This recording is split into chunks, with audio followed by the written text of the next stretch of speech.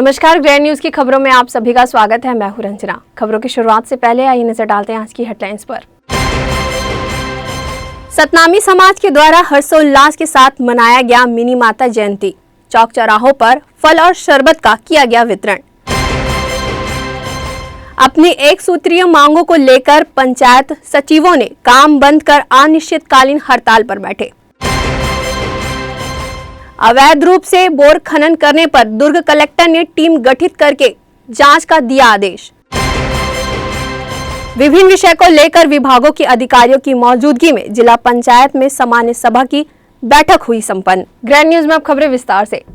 छत्तीसगढ़ की पहली महिला सांसद ममतामयी मिनी माता की जयंती पर सतनामी समाज के द्वारा फल का वितरण किया गया। सतनामी समाज के द्वारा छत्तीसगढ़ की पहली महिला सांसद मिनी माता का जन्म दिवस दुर्ग के मिनी माता चौक में धूमधाम से मनाते हुए मिनी माता की प्रतिमा पर माल्यार्पण किया गया। मिनी माता की जन्म तिथि को पर्व के रूप में मनाते हुए सतनामी समाज के द्वारा मिनी माता चौक पर फल व शरबत का वितरण किया गया, जिसमें समाज के लोगों ने बढ़ चढ़कर हिस्सा लिया।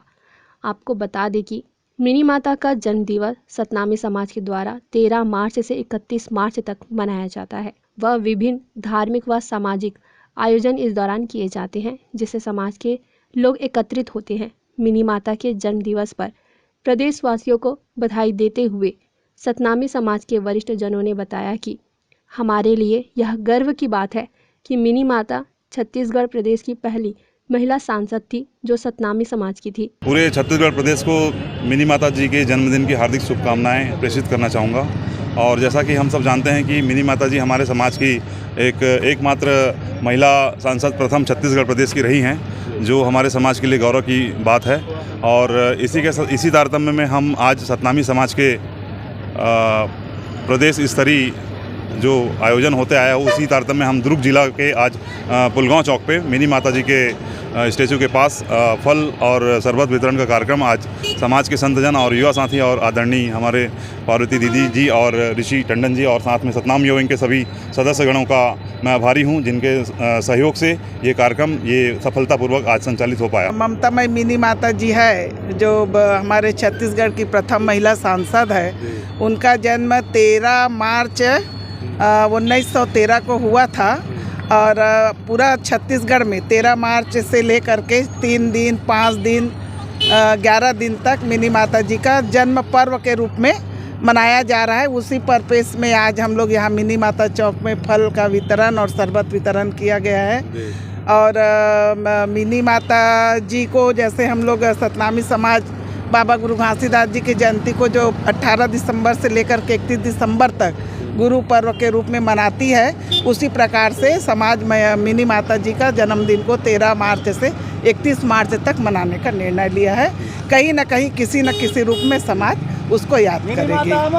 ग्रैंड न्यूज के लिए अतुल शर्मा के साथ वीना दुबे की रिपोर्ट। एक सूत्रीय मांग को लेकर सभी ब्लॉक के पंचायत सचिवों ने अनिश्चितकालीन हड़ताल का ऐलान करते हुए काम बंद किया और गुरुवार को हड़ताल पर बैठ गए। हमारी मांगे पूरी करो, पूरी करो, पूरी करो। शासकीयकरण की घोषणा नहीं किए जाने के कारण पंचायत सचिवों के द्वारा ब्लॉक स्तरीय अनिश्चितकालीन हड़ताल का ऐलान किया गया है। गौरतलब है कि विभिन्न ग्राम पंचायतों में कार्यरत सचिव का बजट 2023-2024 में शासकीयकरण करने के लिए पंचायत मंत्री के द्वारा आश्वासन दिया गया था, लेकिन बजट में पंचायत सचिव के शासकीयकरण के संबंध में कोई पहल नहीं किए जाने से छत्तीसगढ़ के समस्त पंचायत सचिवों में रोष व्याप्त है और अपनी एक सूत्रीय मांगों को लेकर सभी ब्लॉक स्तर के पंचायत सचिव ने अनिश्चितकालीन हड़ताल कर दी है। हम पंचायत सचिव हैं, ग्राम पंचायत में हम लोग कार्य करते हैं। लगभग 28 वर्षों से हम लोग पीड़ित हैं।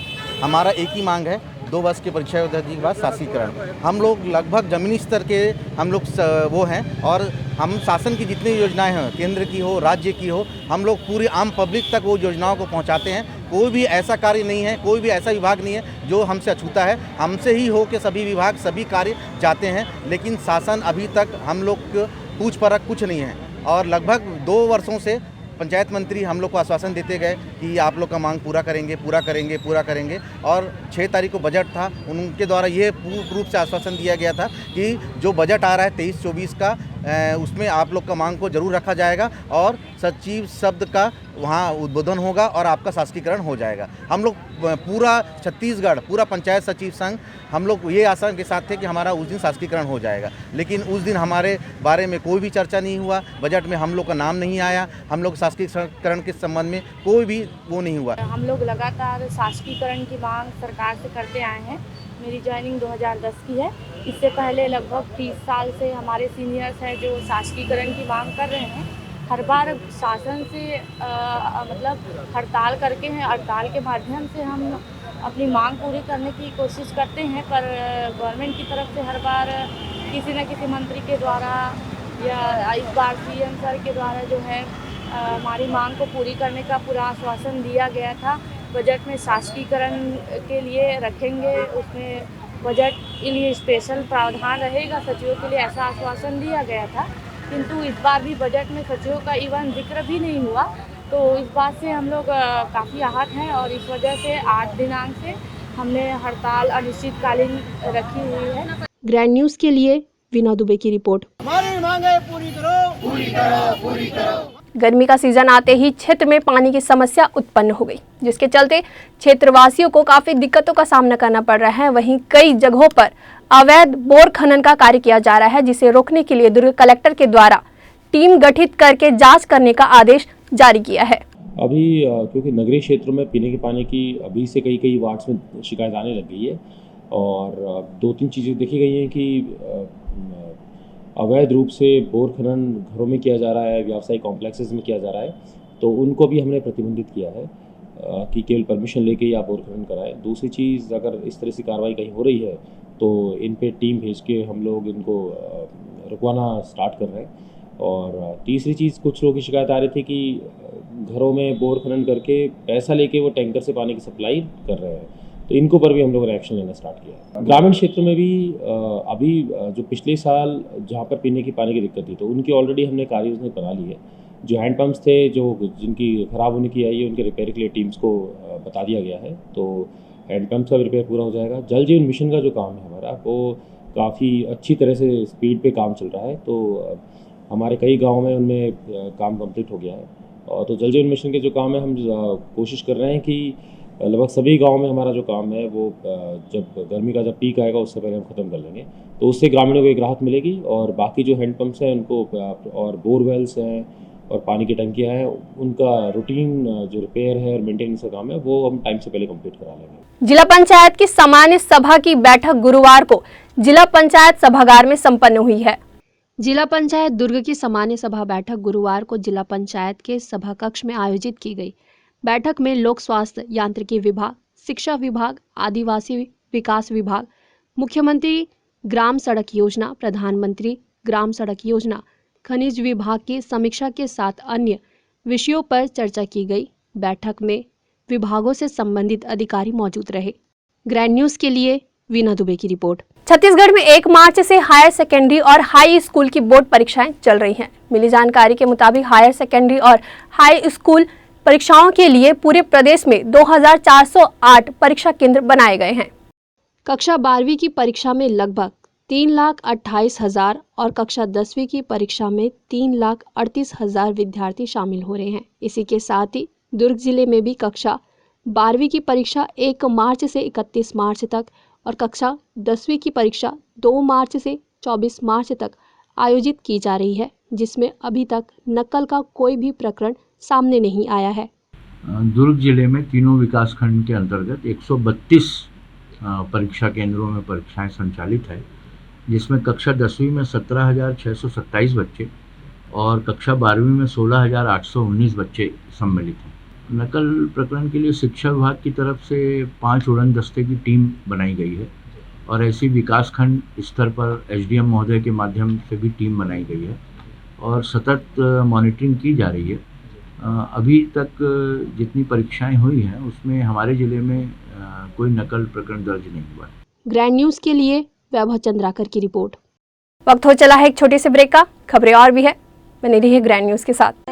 प्रदेश के लोकप्रिय यशस्वी हृदय सम्राट माननीय विजय बघेल जी सांसद दुर्ग लोकसभा क्षेत्र को जन्मदिन की हार्दिक बधाई एवं शुभकामनाएं। विनीत समस्त कार्यकर्तागण भाजपा दुर्ग लोकसभा क्षेत्र।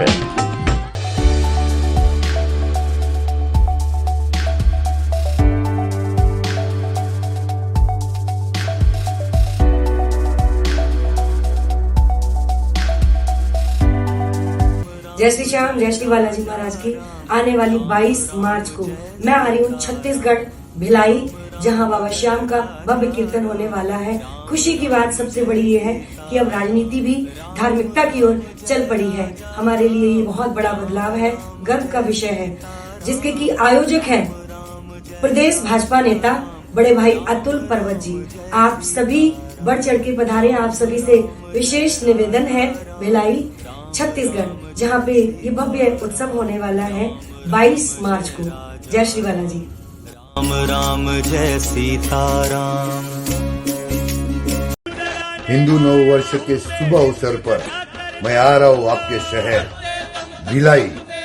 भिलाई के द पर्वत फाउंडेशन के अध्यक्ष भाई अतुल पर्वत जी द्वारा आयोजित हिंदू नव वर्ष कार्यक्रम में शिरकत करने और भिलाई की धरती को भक्ति से सराबोर करने व 51,000 दीप प्रज्वलित करने दिनांक 22/3/2023 में स्थान Bhilai sector high school ground, समय शाम 7 बजे। आइए हम सब मिलकर हिंदू नव वर्ष मनाए। जय छत्तीसगढ़, जय श्री राम, जय जय Shri Ram.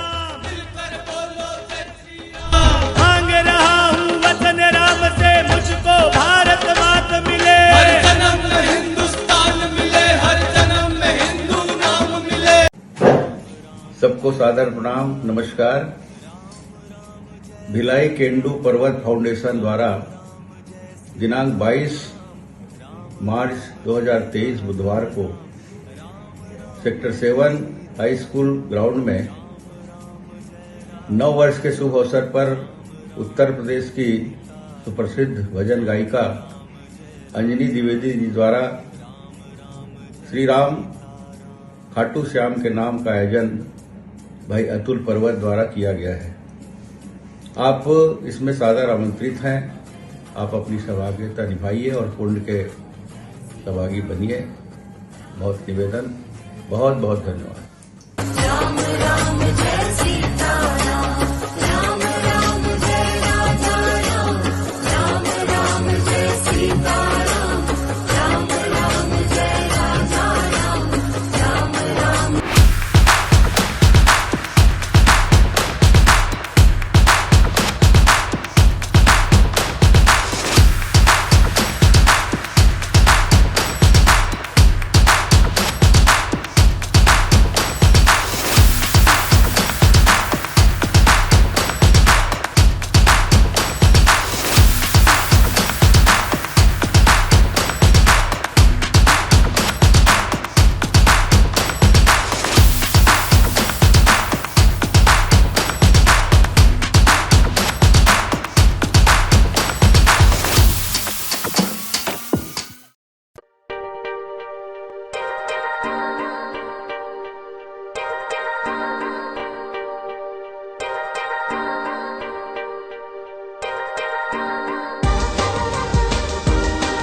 Relationships are forever.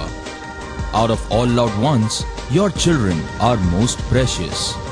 One of our biggest dreams is to give our children's marriage the top in luxury and facility.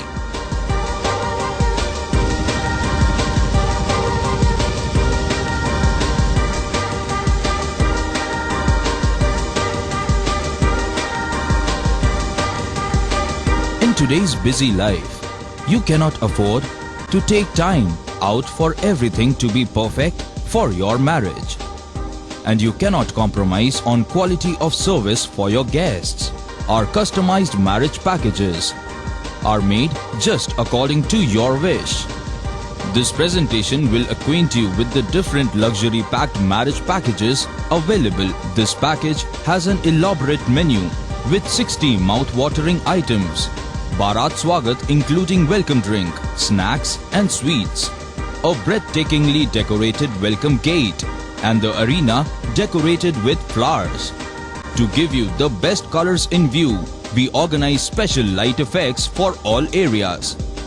We take care of decorating the groom's car to its best attire and exclusive DJ beats for extreme fun and valet parking to make your guests feel like an emperor. Our exclusive add-ons give you unlimited freedom to customize your ceremony to its best.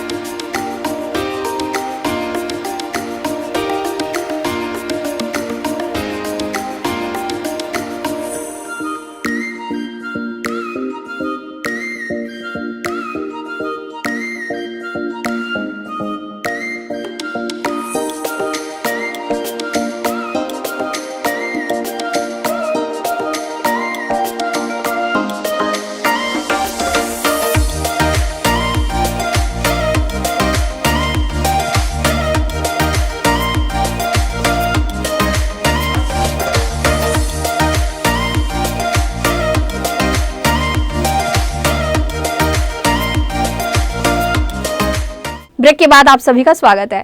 जमीन की खरीदी बिक्री पर लगने वाले शुल्क को लेकर भाजपा उपाध्यक्ष के.एस. चौहान ने सवाल उठाए हैं। नियम और रजिस्ट्री पर लगने वाले शुल्क को लेकर किस तरह से लोग परेशान हैं, आइए आपको भी सुनाते हैं। शासन भू माफिया के इशारों पर जो कृत कर रही है वो बिल्कुल दरअसल गलत है, क्योंकि उन्होंने बीच में रजिस्ट्री रोक दी थी। क्यों रोकी थी? क्योंकि छोटे छोटे किसान जब आते थे तो रजिस्ट्री रोक देती थी, बोले रजिस्ट्री नहीं हो रही है। वो लोग न्यायालय भी गए, न्यायालय ने आदेश भी किया, उसके बाद बावजूद भी इन्होंने टाल मटोल करने की कोशिश की, रजिस्ट्रियाँ रोक दी। उसके बाद उपकर बढ़ा दिया, 7% उपकर बढ़ा दिया, जिसके कारण जो पहले 100 रजिस्ट्रियाँ होती थी अभी सिर्फ 20 रजिस्ट्रियाँ हो रही हैं। और इससे एक घाटा हो रहा है, छोटे जो किसान हैं वो अपनी रजिस्ट्रियाँ नहीं करा पा रहे हैं। इससे क्यों नहीं करा पा रहे हैं? क्योंकि बड़े जो भू माफिया हैं, बड़े लोग जो हैं, उनको अपना प्लॉट कटिंग करना है, इस वजह से ये षड्यंत्र रचा गया। और जो ये उपकर बढ़ाया गया है, जो रजिस्ट्री का खर्चा बढ़ाया गया है, उसमें क्या हो रहा है कि जो जिनको पहले 10 लाख रुपए रजिस्ट्री लग रहा था, अभी वो 16 लाख रुपए रजिस्ट्री लग रहा है। लगभग 60% रमन सरकार की से और अभी के जो वैल्यू देखेंगे तो उसमें 60% बढ़ गया है रजिस्ट्री खर्चा, जिससे कि छोटे छोटे लोगों को बहुत ज़्यादा परेशानी हो रही है, वो आ नहीं रहे हैं। और इसका पूरा का पूरा जो जिला प्रशासन है इसका फ़ायदा उठा रही है और इससे लोगों की जेब से पैसा निकालना चाहती है वो, और अपना खर्चे करवाना चाहती है, खर्चे वो अपना मेंटेन करना चाहती है, क्योंकि वहाँ से शासन प्रशासन से उनको फंड नहीं मिल रहा है। वार्ड क्रमांक 7 में महिला दिवस कार्यक्रम का आयोजन किया गया, जहां मितानिन दीदियों का सम्मान हुआ। इसके साथ ही इस कार्यक्रम में मुख्य अतिथि के रूप में MIC मेंबर रीता सिंह गेरा उपस्थित रही। वहीं दीप प्रज्वलित करके प्रोग्राम को आगे बढ़ाया गया। कार्यक्रम में महिलाओं ने स्वागत गीत गाया। काफी संख्या में महिलाओं ने महिला दिवस के कार्यक्रम में हिस्सा लिया। बहनों ने कार्यक्रम में नृत्य का कार्यक्रम भी रखा था। विशेष अतिथि के रूप में वार्ड पार्षद आदित्य सिंह, पार्षद राजा बंजारे, पार्षद रवि सिंह कुरे आमंत्रित थे। मितानिन बहनों ने कार्यक्रम की रूपरेखा तैयार की थी।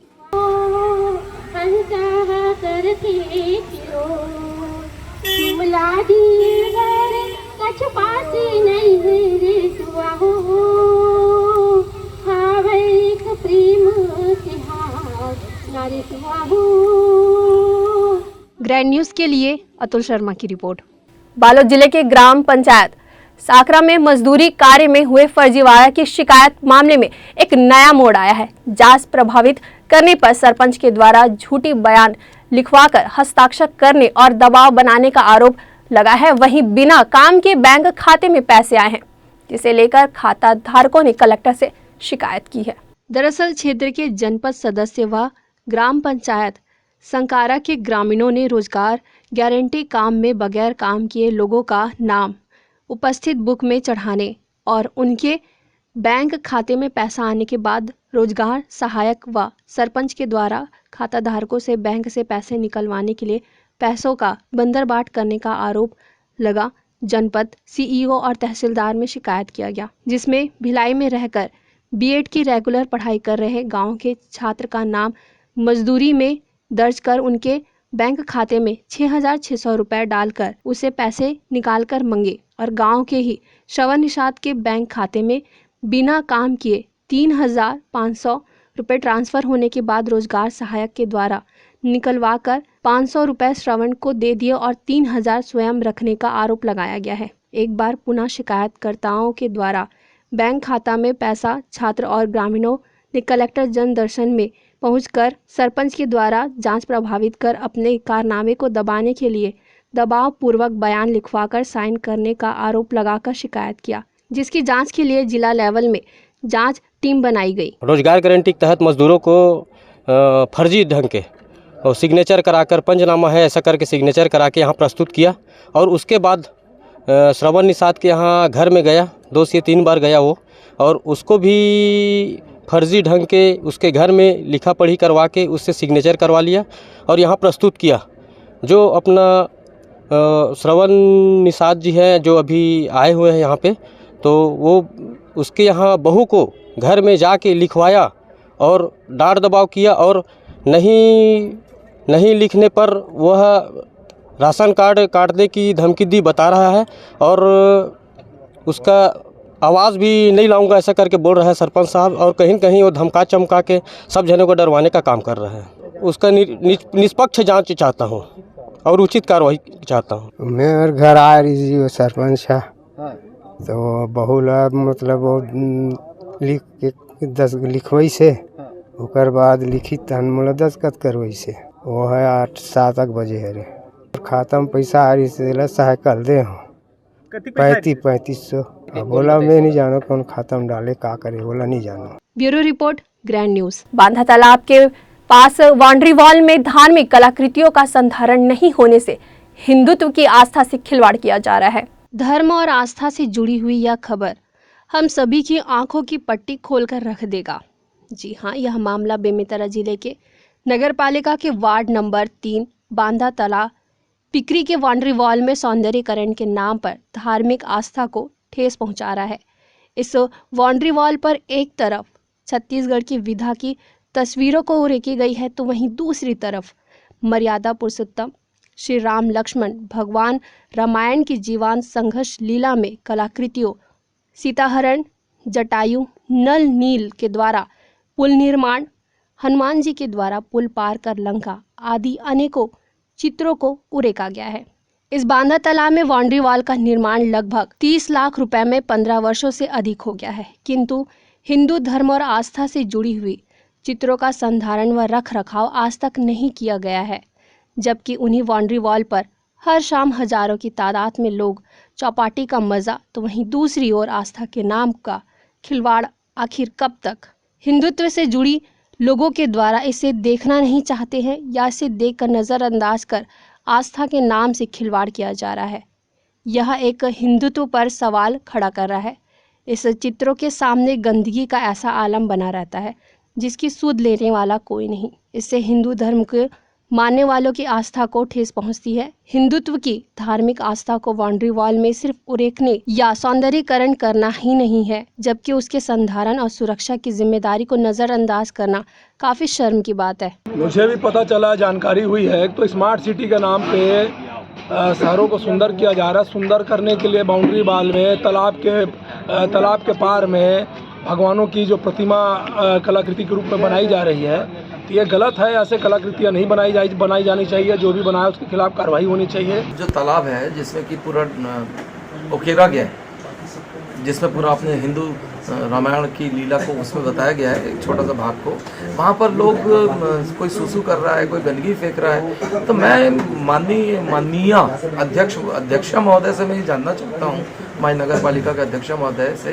कि ये आखिर आपकी निगाह में नहीं जा रहा, क्या आपको खराब नहीं लगता कि आपकी धार्मिक आस्थाओं पे लगातार चोट हो रही है।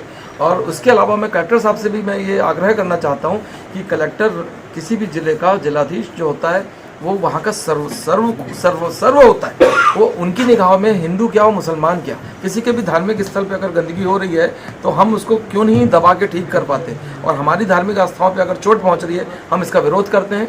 हम यहाँ के जनप्रतिनिधियों से बोलना चाहते हैं, जो यहाँ के विधायक महोदय हैं, जो यहाँ पे पालक मंत्री हैं, हम इन लोग से भी कहना चाहते हैं कि आप भी सब लोग आखिरकार हिंदू धर्म से आस्था रखते हैं, फिर हमारी आस्थाओं के प्रतीकों पर अगर लोग कुछ गंदगी कर रहे हैं तो इसको हम रोके क्यों नहीं, इसको रोका जाए। नहीं तो शिवसेना ज्ञापन देने के उपरांत में हम साफ सफाई कराएंगे, उसके बाद में हम लोग कड़क आंदोलन करेंगे कि हमारे धार्मिक आस्थाओं पर आप ऐसे चोट नहीं पहुंचा सकते। उक्त संबंध में आज ही हमें जानकारी प्राप्त हुई है। उसके संबंध में सब इंजीनियर को निर्देशित किया गया है। वस्तु स्थिति का पता लगा करके जो भी उसको जीर्णोद्धार के लिए प्राक्कलन होगा तैयार करवा करके उस कार्य को अच्छे ढंग से कराया जाएगा। जो फ्रंट का एरिया है उसमें फेसिंग भी हम लोग उसमें करवा रहे हैं, क्योंकि क्या है अनावश्यक किसी के द्वारा उसको व्यवधान उत्पन्न न किया जा सके। अभी हमारे द्वारा पार्षद निधि से यूरिनल की क्रय की जा रही है, उसी के सामने आगे हिस्से में यूरिनल का रखा जाएगा, क्योंकि वहाँ हमारा चौपाटी भी है।